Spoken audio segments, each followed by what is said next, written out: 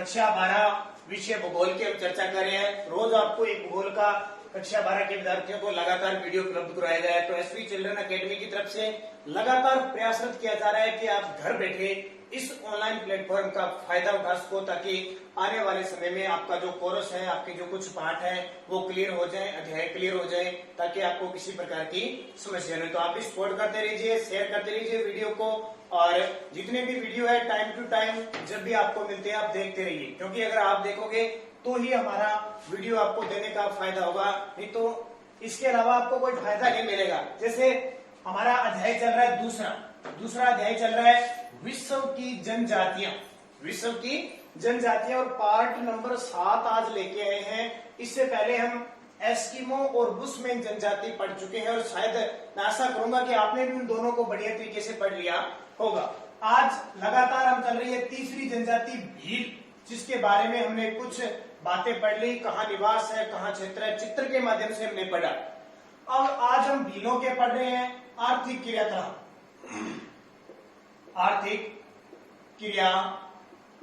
पढ़ रहे हैं।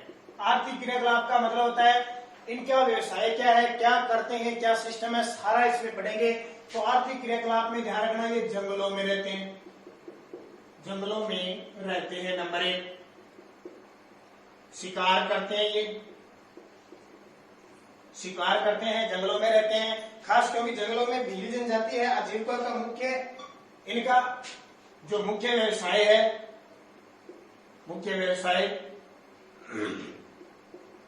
एक तो शिकार करना, आखेट, खाद्य संग्रहण करना, यानी जैसे फल फूल है, पेड़ पौधों की पत्तियां, जड़ें, इनको इकट्ठा करके बेचते हैं बाजारों में केजी लगा के, इनका खाद्य संग्रहण है। और तीसरी बात, ये आदिम कृषि भी करते हैं।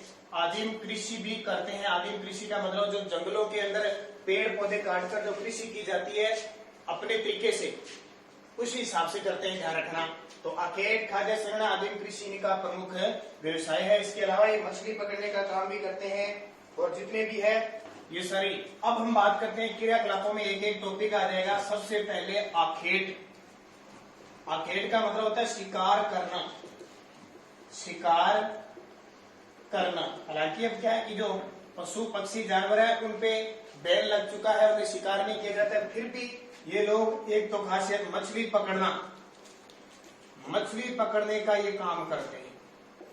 ठीक है, मछली पकड़ते हैं, और मछली पकड़ने के बाद ये बाजारों में बेचते भी हैं। इनका खास ये व्यवसाय होता है। और ये धनुषधारी होते हैं, यानी अच्छे निपुण होते हैं तीर कमान चलाने में, तीर कमान में निपुण होते हैं। ये सीधा निशाना लगता है इनका, और शिकार के पूर्ण ज्ञानी होते हैं, यानी पूरा तरीका होता है इन्हें कि शिकार कैसे करना है, कैसे जानवर को इधर उधर भगाना है, कैसे सिस्टम किया जाता है, सब इनका पूरा पता होता है। सिस्टम सारा क्या होता है। आजकल जो भील है, भील 80% आदिम कृषि करने लगे। आदिम कृषि का मतलब और आज की कृषि में अंतर है। अभी हम जो कृषि करते हैं ना, उसमें कृषि यंत्रों का प्रयोग किया जाता है, ट्रैक्टर वगैरह सबका यूज किया जाता है। लेकिन ये कृषि क्या करते हैं, ये जैसे मान लो जंगल है, जंगल में यहाँ खूब सारे पेड़ खड़े हैं, इन पेड़ों को काट लेते हैं, हाथों से काटते हैं। काटने के बाद ये जो क्षेत्र हो जाता है वहां पे कृषि करते हैं, 2-3 साल यहाँ खेती करते हैं। फिर देख लिया भी यहाँ खेती नहीं होती है, तो इस स्थान को छोड़कर दूसरे स्थान पे चले जाते हैं, या फिर पेड़ काटते हैं और फिर कृषि करते हैं। इस कृषि को कहा जाता है जमीन कृषि। तो पहाड़ी क्षेत्रों में जो जमीन कृषि करते हैं, पहाड़ी क्षेत्रों में जो जमीन कृषि करते हैं उसको कहता है चीमाता। पहाड़ी क्षेत्रों में भील जो खेती करते हैं उनको क्या कहा जाता है, चीमाता। और बहुत सारे मैदानी क्षेत्र भी होते हैं, मैदानों में भी होते हैं। तो मैदानों में जो खेती करते हैं, ये मैदानों में जो कृषि करते हैं उसे कहते हैं दजिया। उसे क्या कहा जाता है, दजिया। पहाड़ी क्षेत्रों में चीमाता। तो ये किससे संबंधित होगी, आखेट। तो क्रियाकलाप में जंगलों में रहते हैं, शिकार करना, आखेट, खाद्य संग्रह, आदिम कृषि, ये इनका मुख्य क्या है, व्यवसाय है। फिर आखेट में हम बात करें तो आखेट में इनकी कहानी क्या है, इनका काम है शिकार करना, मछली पकड़ना, धनुषधारी होते हैं, तीर कमान में बहुत निपुण है और शिकार तो इनका पूर्ण ज्ञान है, महारथ है ये शिकार करने में। आजकल 80% जो भील है वो क्या करने लगे, आदिम कृषि करने लगे। 2 प्रकार की कृषि होती है, जब ये पहाड़ी क्षेत्रों में करते हैं तो इसको कहते हैं ची माता, और मैदानों में करते हैं तो दजिया। ठीक है, दोनों करते हैं, मैदानों में दजिया और पहाड़ी ची माता करते हैं। आगे देखिए इनकी खासियत, इनका भोजन क्या है। क्रियाकलाप में देखें कि जो भील जनजाति है इनका भोजन क्या खाते हैं ये। तो भोजन इनका खास करके भोजन बात करें तो वर्ष पर्यंत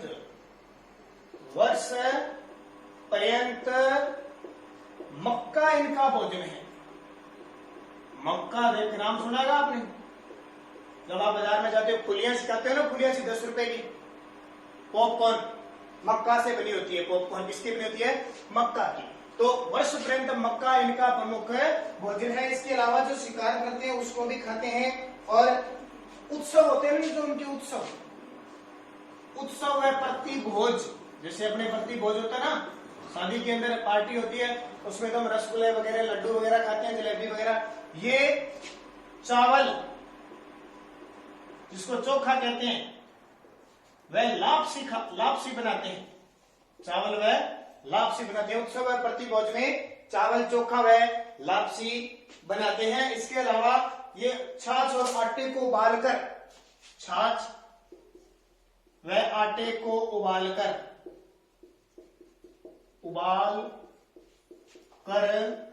राबड़ी बनाते हैं।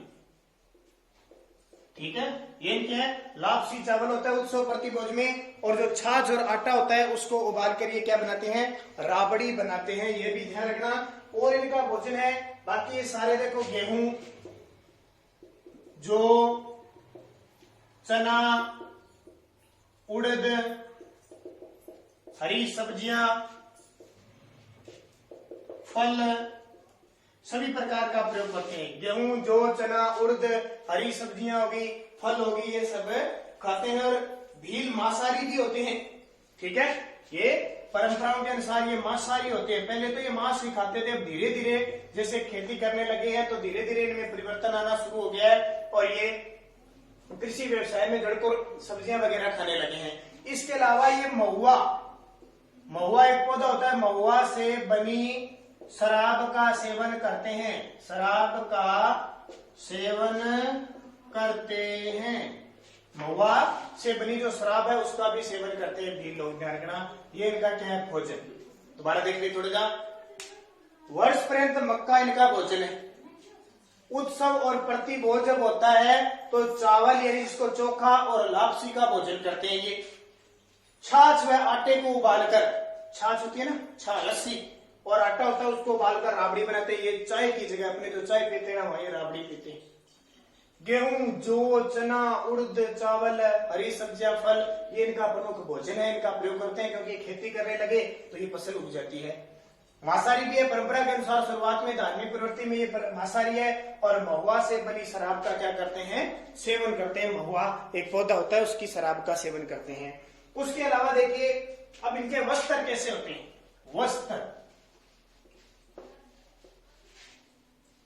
वस्त्र देखिए अलग अलग प्रकार के वस्त्र है। थोड़ी सी वस्त्र आपको पता है इनकी वेशभूषा अलग ही होती है। अब वेशभूषा वस्त्र में मैं बताता हूं।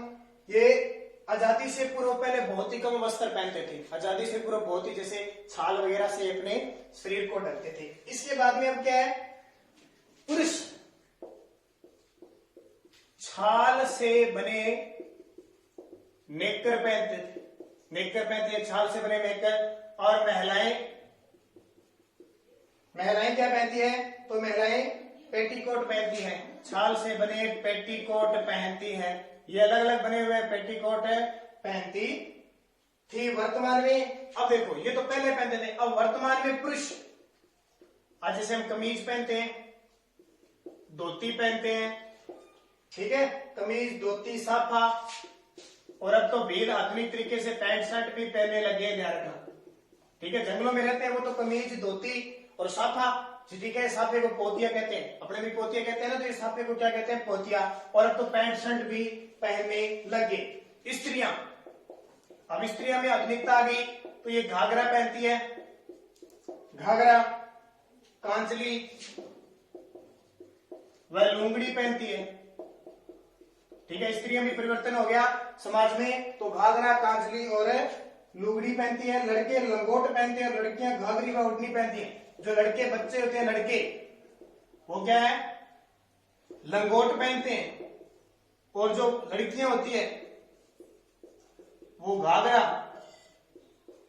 और ओढ़नी ओढ़ती है, घाघरा व ओढ़नी ओढ़ती है। तो ये इंपॉर्टेंट। और इसके अलावा आभूषण भी पहनते हैं, जैसे चांदी,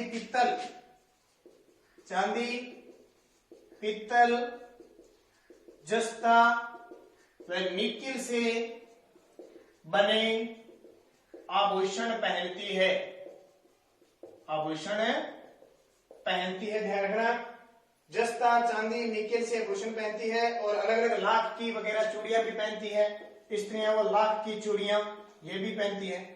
तो इनकी क्या होगी, वस्त्र वेशभूषा होगी। दोबारा देखिए, पुरुष आजादी से पूर्व पुरुष छाल से बने नेकर पहनते थे और महिलाएं छाल से बनी पेटीकोट पहनती थी।